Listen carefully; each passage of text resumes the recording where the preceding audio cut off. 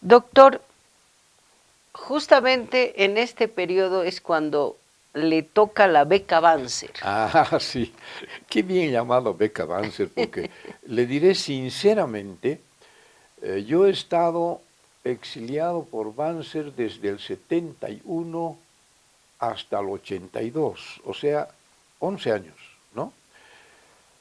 Y seguramente han sido los 11 años más productivos de mi vida.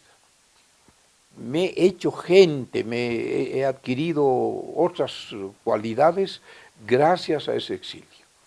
Porque empezó naturalmente con la cosa dura de tener que afrontar peligros, porque el golpe no fue con agua de rosas, ¿no es cierto? Y, y yo, por amistades personales y por este temperamento que tengo de andar siempre metido donde no debo, o donde debo, no sé, caí al Ministerio del Interior, donde Jorge Gallardo, a averiguar qué estaba pasando con el golpe, y me dice, el general Torres ya está asilado, ya no corre peligro porque entre los militares se cuidan mucho y él ya está a buen recaudo. Pero nosotros vamos a resistir y no los vamos a dejar. Estamos fabricando bombas Molotov porque van a venir del alto unos tanques y hay gente que va a ir y va a... Pero tenemos que trabajar, qué bien que has venido, me mete.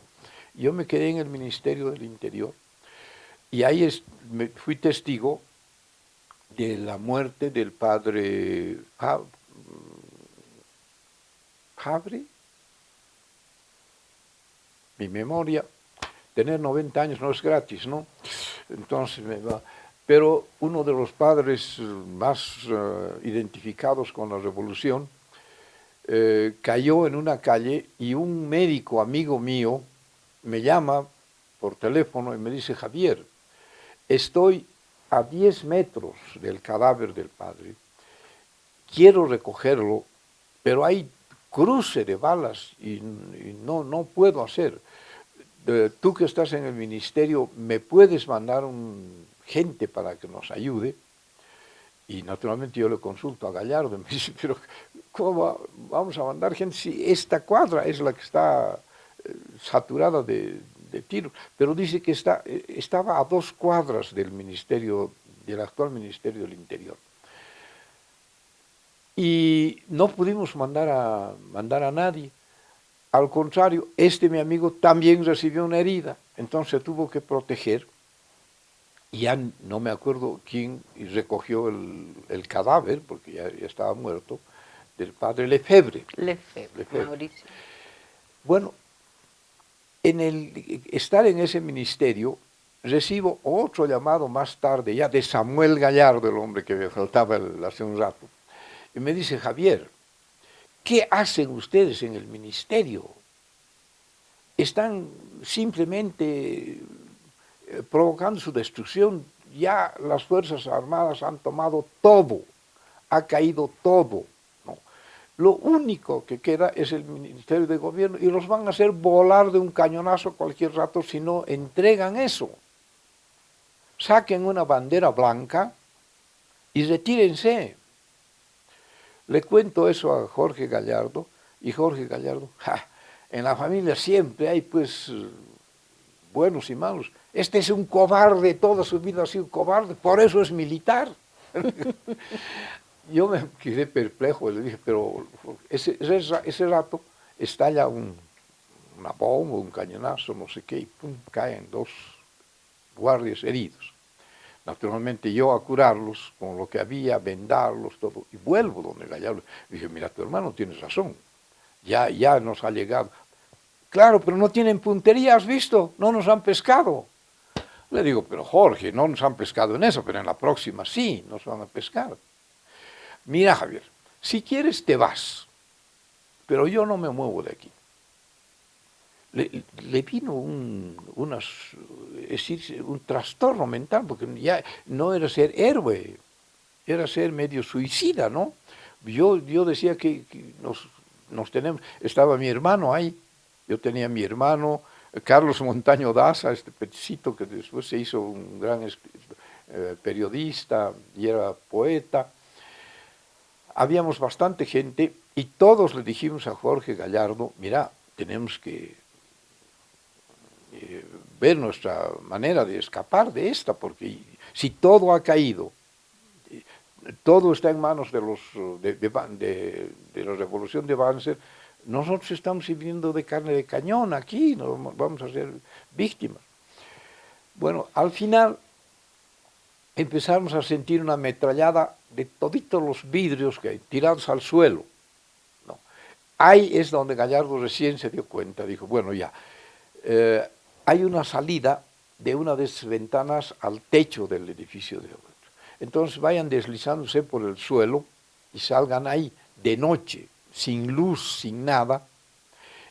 Deslizarse era fácil por el piso, pero levantarse para ver la ventana ya daba miedo porque las balas estaban corriendo, pero no había otro remedio. Entonces había que levantarse por la ventana y tirarse afuera a un tejado que estaba 1,5 metros más o menos debajo de la cosa. No era muy alto, no era muy difícil. Lo complicado era la oscuridad. Y fuimos uno por uno saltando y aparecimos en los tejados. Entonces no faltó un soldadito que oriente y dijo, sigamos por aquí y vamos a caer al edificio de Naciones Unidas. Al lado de lo que es ahora el Ministerio de Gobierno, había lo que ahora es CORDES, una cosa así, Yeah. había unas oficinas de Naciones Unidas, no me acuerdo qué cosa, con un jardín grande, el mismo que tienen ahora. Entonces nos dicen, eso es de Naciones Unidas, eso no lo han de tocar. Entonces, vamos ahí. Entonces, por los techos fuimos y nos dejamos caer al suelo, ¿no? Y naturalmente siempre pegados a las paredes para no caer heridos, y fuimos deslizándonos, pero a poco andar también las balas cruzaban también por ahí. Entonces nos fuimos al otro lado, al otro extremo, donde había un muro de pinos, nos metimos dentro de los pinos y ahí tocamos una pared y dijimos, bueno, esta pared tiene que dar a alguna parte y hay que seguir escapando, pues. Entonces nos subimos a la pared y me acuerdo, Montaño Daza, que era más alocado de todos, se larga y grita a la caída, ¡guau! Un grito. Entonces, es alto, no, pero me he roto mi rodilla, ¿qué tal? Y cual empieza a gritar. Después se serena un poco y dice, no, ustedes pueden, pero saben, descuélguense porque la altura es entonces, ya con más precaución, empezamos a bajar uno y otro, y cuando yo estaba en el suelo buscando a mi hermano, porque estaba conmigo mi hermano, veo unas botas en la oscuridad, ¿no?, de militar, y yo dije, fuera, ¿dónde estoy? Entonces, levanto la mirada y era uno de los militares amigos, no me acuerdo su apellido en este momento, me dice, calma, calma, doctorcito, está a salvo, esta es la embajada del Perú. La alegría general, pues. Y como sabíamos que el general estaba en la embajada del Perú, preguntamos si el general... No, el general está en las oficinas de la embajada. Esta es la residencia del Perú.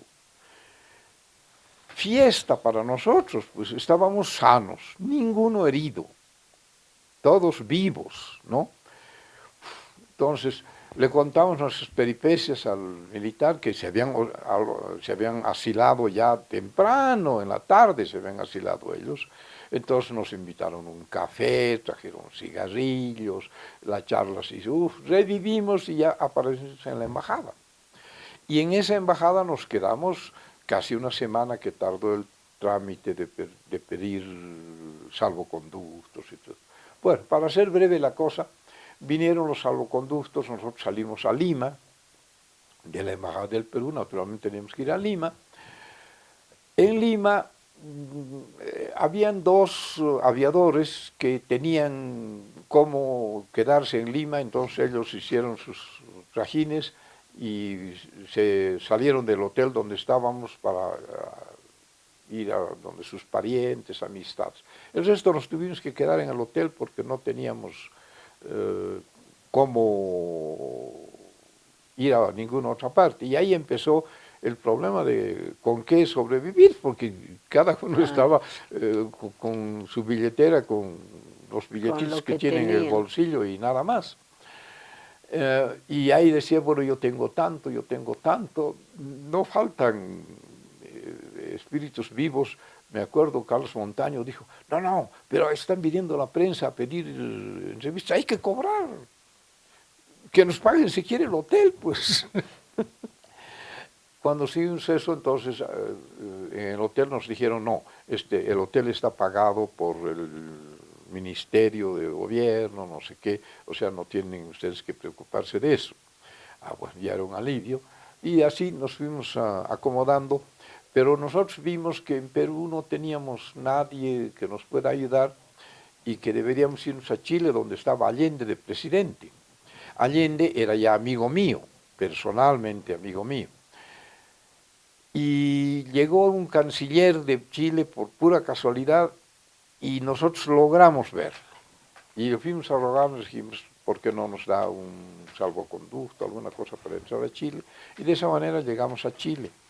En Chile, una recepción muy cariñosa, los amigos que uno tiene, me acuerdo del doctor Giorgio Solimano, me fue a recibir al aeropuerto, me llevó al departamentito que tomamos en alquiler entre Huáscar Taborga, Jorge Prudencio, estaba también el economista, el que fue ministro de Economía de Torres, bueno, me voy a acordar después su nombre, y me dice, mañana te espero en el hospital, ¿puedes a las 9? Ah, claro, cómo no. Y empecé a trabajar en el hospital desde el día siguiente y yo tenía envidia porque mis compañeros andaban jugando cacho, jugando cartas, haciendo cábalas de cuando cae Banzer y yo trabajando en el hospital, ¿no? Pero me sirvió de mucho porque empezaron a venir invitaciones, y el ser exministro de Salud y salido en esas condiciones, de esa manera pude conocer a Paulo Freire, que estaba exiliado en Chile en ese entonces. Habían el que fue presidente del Brasil antes de Lula. Fernández, No, Cardoso. Un intelectual de mucho ¿Qué se peso llama, Mauri? que escribió sobre... Fernando Enrique Cardoso. Cardoso, que cabalmente dio unos cursillos en Santiago y yo fui su alumno, ¿no? Y cuando era presidente, en una de mis idas, cuando era yo senador, Cardoso es menor que yo. Y yo le hice la broma, le dije, señor presidente, usted no se acuerda de mí, yo he sido alumno suyo. O yo suyo, me dijo también con cuchillo. No, yo fui alumno suyo. Y le conté, bueno, me sirvió de mucho porque sin quererlo yo, que solamente era pediatra y dirigente sindical de la CONSIP, aparecí en el mundo político internacional, ¿no? Ya con uno, con otro, hablando de la democracia, de esto, del otro, y yo no estaba a esa altura, ¿no? Pero me acuerdo que le pedí auxilio a este exministro de Economía de Torres, que era muy versado. Su hijo escribe en los periódicos actualmente, tan amigo que es. Bueno, le pedí auxilio, le dije, mira, oye, dame unas clasitas de economía, porque tengo que manejar por lo menos los términos más usuales y yo los confundo. Ah, me dije, ¿por qué no hacemos entre todos un tallercito aquí en vez de estar jugando cartas, tonteras? Nos reunimos en las noches y nos ponemos al día. Y hicimos eso.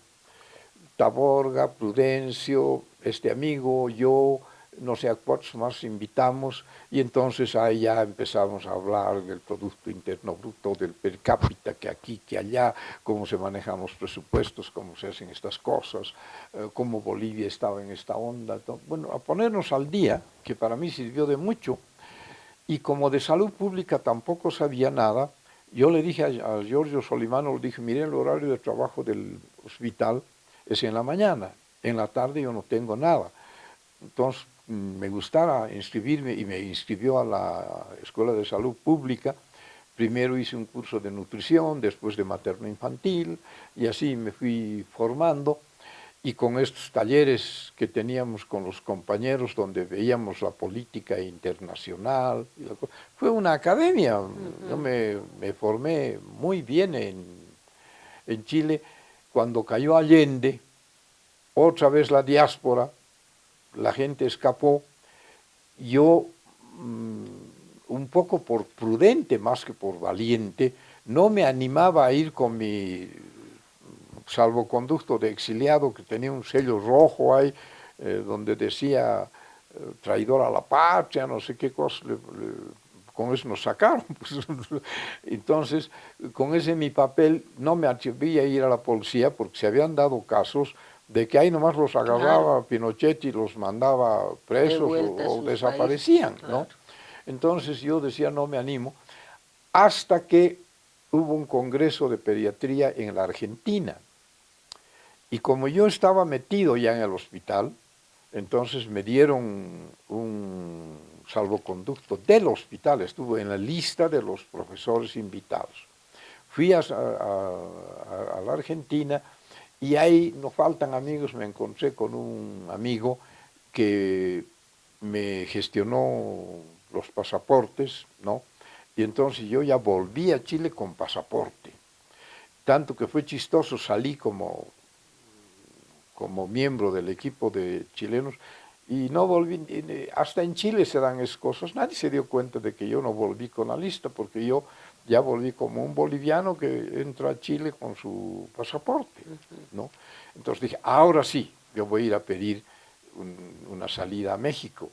Y desde entonces empecé a buscar una salida a México. Y todavía ocurrió una anécdota, que aquí hicieron un curso de pediatría. Ya le estoy hablando, el golpe de Vance, cuando nosotros salimos fue el 71. El 73 le dieron el golpe a Allende. Entonces esto sería el 74, 75, por ahí, que hacen un curso de pediatría, y estando en el almuerzo de recepción, uno de los pediatras amigos me dice, oye, esta noche nace el hijito o la hijita del ministro de gobierno, que era Pereda. ¿Quieres que te invite para que hagamos una junta médica? Porque te conviene hablar con el ministro para que te quedes, porque todo el mundo quería que me quede, y yo también quería quedarme. Pero entré como invitado profesor chileno y no sabía si me podía quedar o no quedar. Tenía que estudiar las circunstancias. Me dice, ahí está, esta puede ser tu oportunidad. Entonces yo le dije, no mezclaremos las cosas. Ya de haber oportunidad, tú pues hazte amigo del ministro y tú me recomiendas, y en otra yo voy, lo visito, pero ya directamente, pero va a ser medio feo que porque nazca su hijo yo vaya a meter la pata nomás.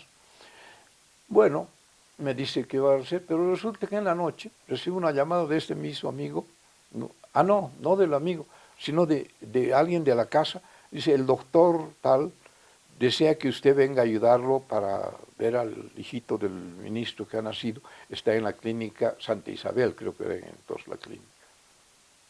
Yo dije, mi amigo, ¿cómo me pone en esta situación? Si no voy es malo. Y si voy, pésimo, porque parece que yo me estuviera valiendo de mi condición de médico para tener una benevolencia. ¡Qué barbaridad! Medio renegando voy. Lo veo al chiquito y tenía un soplo cardíaco, pero de esos gravísimos. Hay una enfermedad que se llama tetralogía de Fallot, ¿no? Que es pues mortal si no se hace una operación de inmediato que se llama el bypass para paliar un poco la enfermedad. Entonces yo veo y le digo pues, a mi colega, le digo, pero por eso te he llamado. Me dice, Javier, este chico está por morirse. Y yo dije, a alguien llamaré, pero podías haber llamado a otros más, pues le digo, porque yo de todas maneras soy nomás un exiliado político de este régimen y cuando les hable a los parientes van a sospechar que hay... Pero no, me dice que van a sospechar, el chico está morado, está mal. Entonces a mí se me ocurrió decir, dice, ¿por qué no lo llamamos al profesor Meneghelo? Porque para mí, este chico, yo como médico chileno, debería irse a Santiago mañana mismo. Y yo sé que el ministro de gobierno puede tomar un avión y llevarlo al chico, porque aquí se va a morir. Pero como es una noticia muy grave, lo llamaremos al profesor Meneghelo, lo llamamos al profesor Meneghelo, el profesor Meneghelo ratificó la cosa y a él se le ocurrió decir, yo en mi servicio lo recibo, ningún problema, y hay quien lo opere, pero si se trata del ministro del Interior, que vaya pues al Walter Reed de Washington, hay un hospital militar de primera clase en Estados Unidos, y como el vuelo va a ser directo, entonces lo llamamos al ministro y le consultamos esta posibilidad. Si usted puede ir a Chile, a la cátedra del profesor Meneghelo, él va a hablar con sus expertos y lo van a operar, o, no, a Estados Unidos, yo prefiero a Estados Unidos. Bueno, llévelo a Estados Unidos. Y al día siguiente lo llevaron. Lo llevó la mamá, naturalmente, no fue el ministro. Y la mamá lo había llamado por teléfono a Pérez y le había dicho, mira, agradeceles con todo porque aquí me han dicho que a 4.000 metros de altura nuestro niño se moría antes de 24 horas. Ha sido una salvación. Agradecele al doctor Torres Goiti, que yo era el clavo ahí. Agradecele al doctor Torres Goiti y por favor ayúdalo en lo que pueda. Entonces él me dice, mi mujer me ha llamado y me ha dicho esto. ¿En qué puedo servirlo, doctor? Bueno, ya no tenía más remedio. Le digo, mire, yo no sé si debía consultarle, yo soy boliviano, he estado exiliado en Chile, me han invitado los colegas, he venido y tengo deseo de quedarme, porque aquí vivo, este es mi país.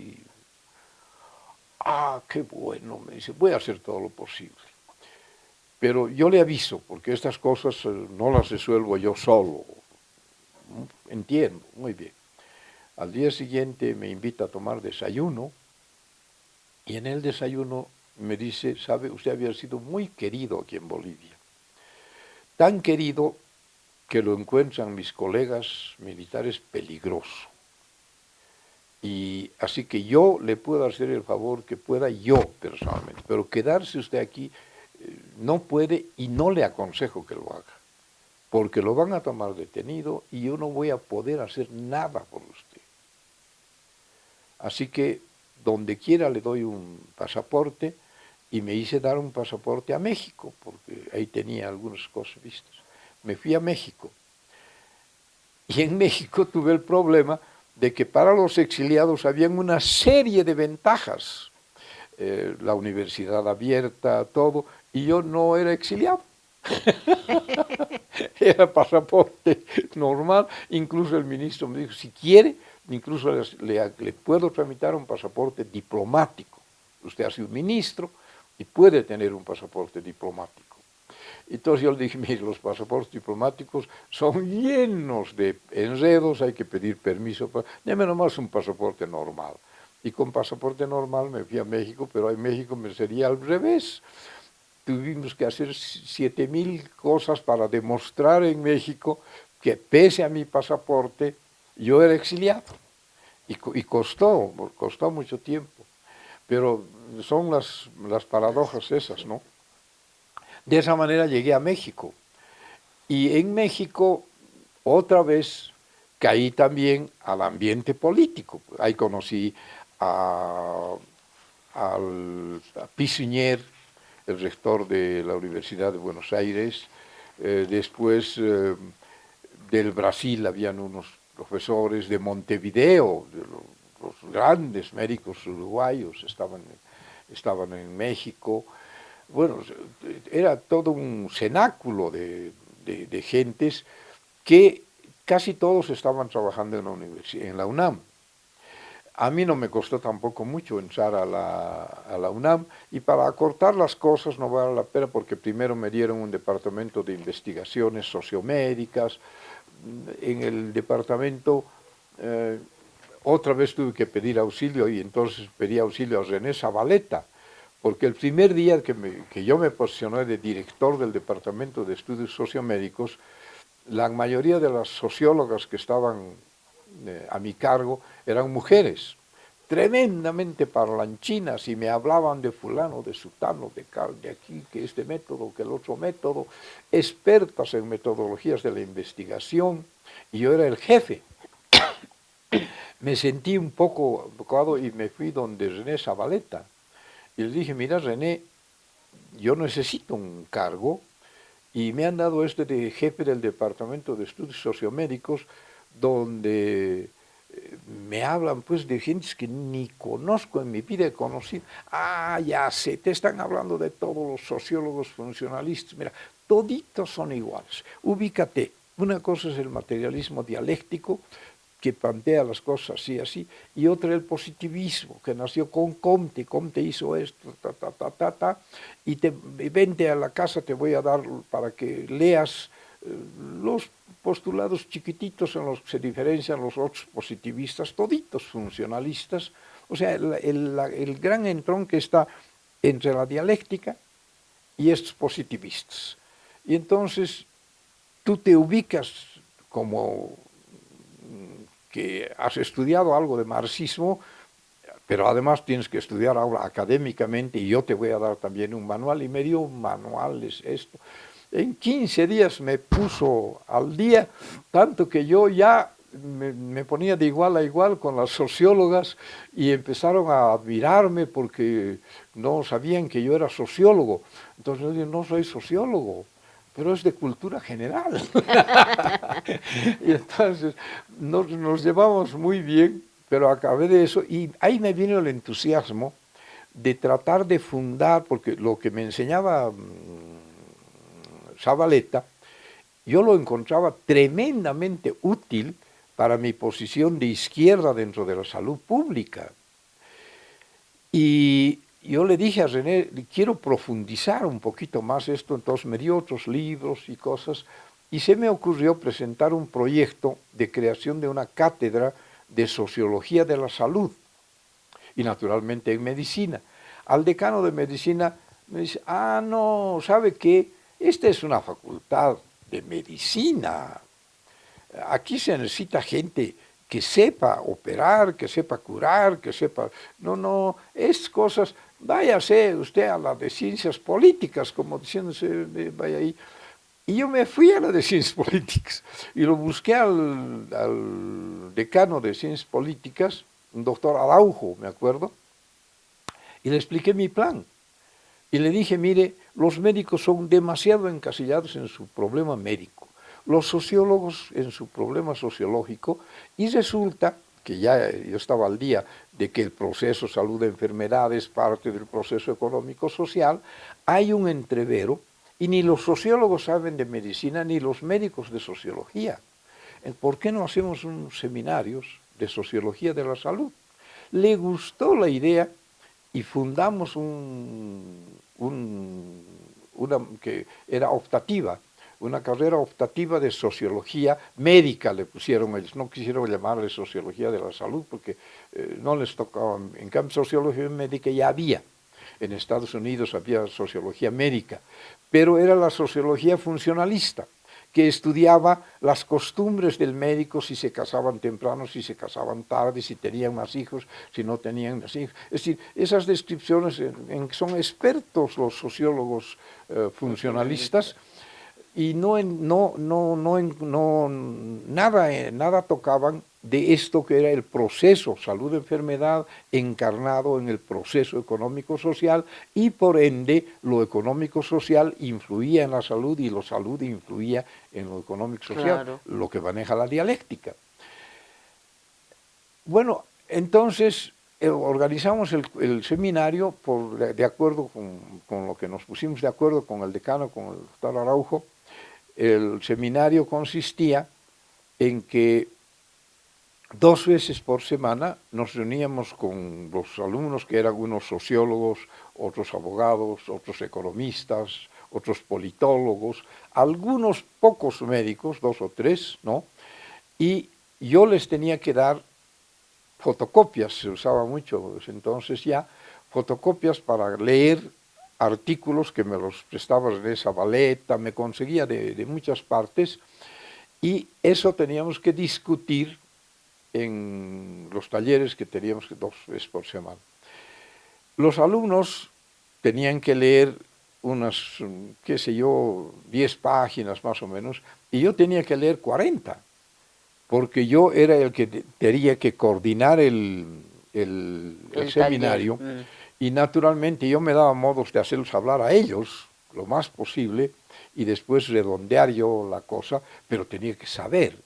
Entonces me puse en un estudio, pero a full time, de la sociología, con la ayuda de René Zavaleta, que me orientaba en todo, y hicimos unos cursos preciosos. Yo tengo hasta ahora guardado en archivadores las fotocopias que distribuíamos y las discusiones y los libros que teníamos. Prácticamente fue una formación en sociología. Yo aprendí sociología. Yo siempre decía a mis alumnos, no sé qué habrán aprendido, pero yo aprendí sociología, ¿no? Y eso me sirvió de mucho cuando volví aquí. Cuando le tocó ya estar de ministro de Salud en el periodo de don Hernán.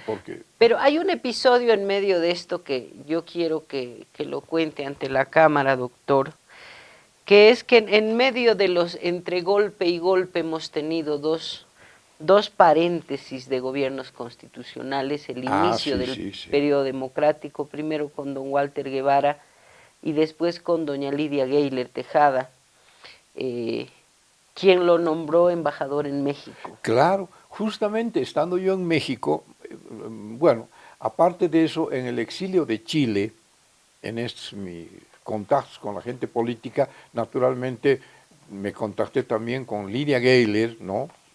Compatriota nuestra, muy amiga, paradójicamente, de mi hermano Hugo. Él me la presentó a Lidia Gayler. Y fuimos tan amigos que estando en México, ella me propuso hacerme cargo de la embajada. Y me dijo, pero tendrías que venir porque tengo que hacerte el nombramiento, tú tienes que firmar documentos y todo.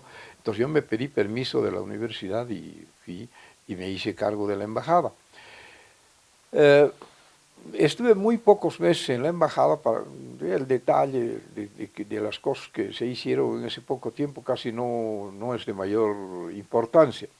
Lo anecdótico, lo que creo yo que es destacable, es que estando el 14 de julio en el cóctel de la embajada francesa, charlando con el embajador del Portugal, que andaba huyendo a los periodistas porque no quería referirse a algún tema que pasó en su país, estando conmigo viene un periodista y lo aborda y le dice, embajador, queremos saber de esto, lo que está pasando en Portugal.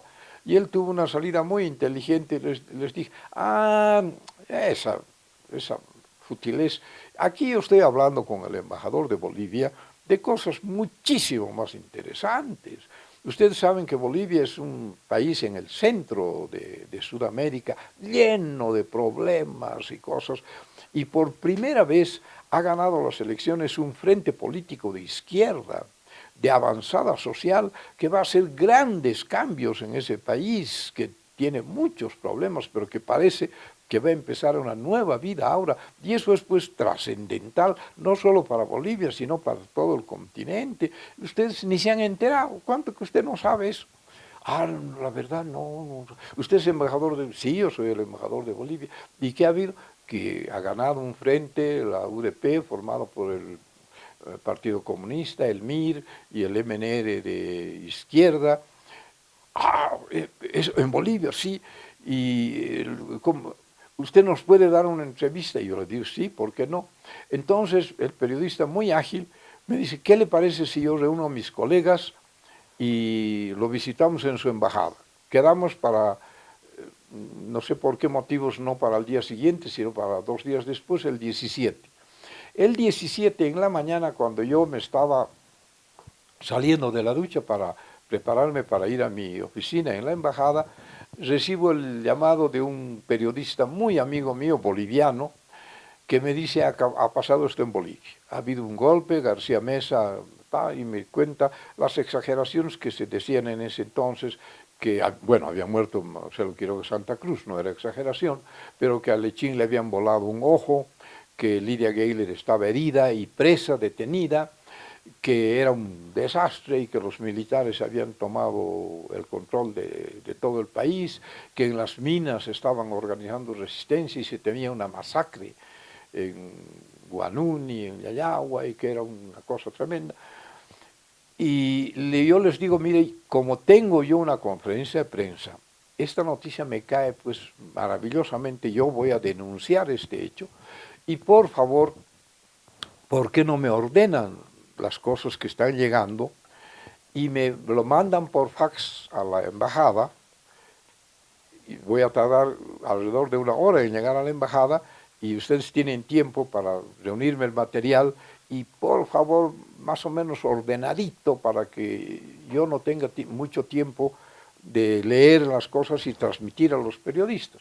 Como que llego a la embajada y ya estaba el fax en la embajada, me reúno con los periodistas y les cuento toda la historia y naturalmente no podía evitar expresiones de repudio a los militares golpistas y decir que se está a punto de producir una masacre en los centros mineros porque los centros mineros van a resistir y los militares van a ir y naturalmente los centros mineros no tienen más que dinamita para defenderse y los otros están súper armados, que hay una colaboración con la Argentina porque también se decía eso y en estas condiciones Bolivia está en una situación muy difícil. Bueno, después de 1 hora de charla, uno de los periodistas me dice, bueno, señor embajador, le agradecemos, esto es una noticia realmente trascendental, la vamos a divulgar ahora mismo y de paso podemos anunciar su renuncia, ¿no es cierto? Y yo le miro y le digo, ¿renuncia de qué?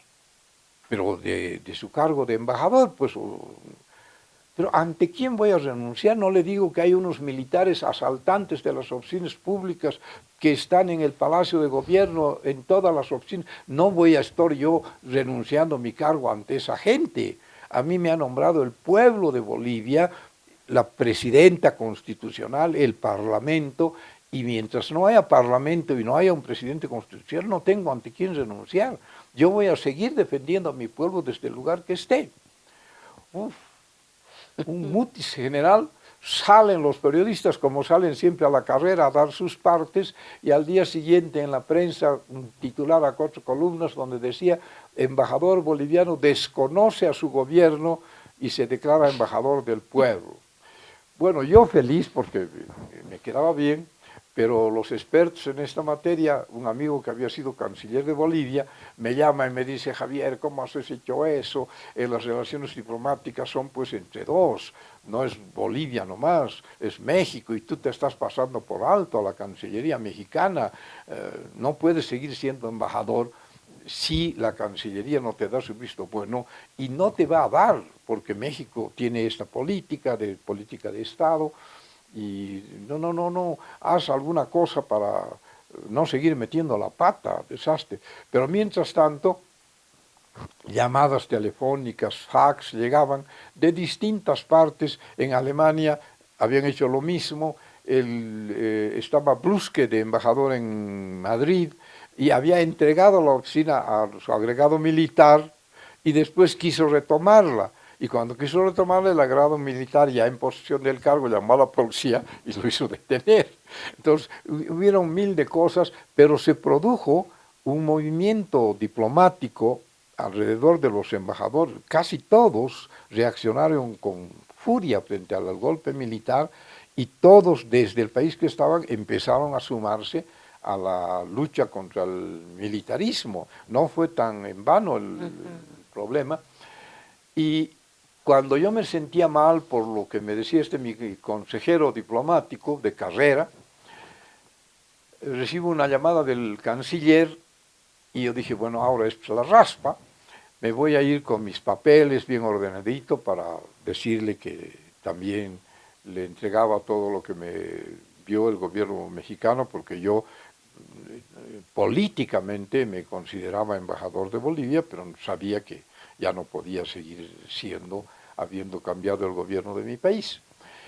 Pero resulta que deferencias nunca vistas, el jefe de protocolo que me espera en la calle, el canciller en la puerta de su oficina, me mete a su oficina, me da un abrazo, me felicita y me dice que, en síntesis, que el gobierno mexicano no puede desconocer al gobierno militar porque si tiene dominio del territorio y está ya posesionado, ellos no pueden hacer nada, pero que sí tienen un recurso, que es no dar el agreement a ningún embajador que nombre este gobierno militar. No necesitamos pelearnos, simplemente no le damos el agreement o lo dejamos esperando y usted tenga seguro que no va a tener un embajador sobrepuesto mientras dure esta sonada militar. Y usted se puede quedar aquí con guardia, me ofreció guardia, me ofreció de todo, e incluso pude volver a mi cátedra porque él llamó a la universidad y ahí se abrieron las puertas. No había renunciado, no fue difícil y volví a ser profesor otra vez de Sociología de la Salud. Pero fue un momento muy crucial donde yo al mismo tiempo sentía que había obrado mal, pero resultó muy provechoso. Claro que sí. ¿Y se quedó de embajador? Me quedé de embajador, yo no sé no era un embajador clandestino, era público, pero de embajador extraoficial sería el tema.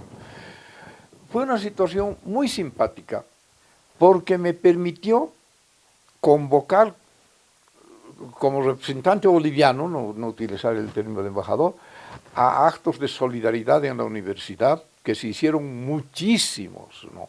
Ahí vi el cariño que le tenían los grandes escritores mexicanos a Marcelo Quiroga Santa Cruz, homenajes de toda clase, literarios, políticos, una cantidad de cosas, ¿no? Pero entre tantas cosas hubo un hecho que se lo quiero comentar muy concretamente, que estando yo en otro cóctel de embajada, porque seguían invitándome los embajadores también de todos los países, me seguían considerando embajador pese a todas las cosas que pasaron, y estando en el cóctel charlando yo con un amigo personal, un profesor de la Universidad Mexicana, le cuento que yo tenía una casa aquí, mi casa de la Avenida Arce, y que el ministro Arce se antojó vivir en mi casa porque era a media cuadra del ministerio, le quedaba bien y le gustó mi casa. Le pasó una carta al ocupante de mi casa, que era un súbdito alemán, importador de no sé qué productos, muy prestigioso aquí en el medio, pero le pasó una carta diciéndole: esa casa pertenece a un traidor a la patria, que está en México haciendo labor en contra de los intereses nacionales y que esa casa va a ser confiscada por el gobierno. Entonces que le dan 15 días de plazo para abandonar la casa, pero que tiene que ser no más de 15 días porque si no él va a tener que atenerse a las consecuencias. El súbdito extranjero me pasó por fax la noticia y naturalmente esa noticia yo la transmití a este amigo. Y me dice: no, pero esto no puede ser, ¿cómo te van a quitar tu casa? ¿Qué tal? ¿Qué cual? Ven conmigo, y me lleva al jefe de protocolo y se lo cuenta. El jefe de protocolo de la Cancillería se espanta también y me agarra de la mano y me dice: esto tiene solución, va a ver usted que no van a consumar esto. ¿Y cómo lo van a evitar ustedes? Le digo, y va a ver usted. Me lleva donde el embajador alemán, le cuenta la historia, y el embajador alemán se queda escandalizado y me dice: no puedo creer que la política llegue a estos extremos en los países latinoamericanos, qué cosa increíble. No, esto yo lo arreglo, no sé cómo, pero yo lo arreglo. Véngase a almorzar mañana en mi casa, un almuerzo así improvisado, nada protocolar, pero quiero conversar con usted sobre los detalles. Y bueno, yo fui al día siguiente a almorzar y me encuentro con que el embajador ya había hecho las comunicaciones con su embajada y ya había la decisión de que el primer secretario de la embajada ocupe mi casa como parte de la embajada, le ponga el escudo de embajada alemana y al súbdito alemán, le dieron facilidades para que se busque otra casa y él le comunicó al ministro de gobierno que él había dejado ya la casa en manos del representante del dueño y que él haga lo que sea. Entonces, el ministro debió pensar que el representante del dueño era algún pariente, alguna cosa, pero se encontró con que la embajada alemana estaba ocupando la casa y de esa manera mi casa se salvó hasta ahora, ¿no?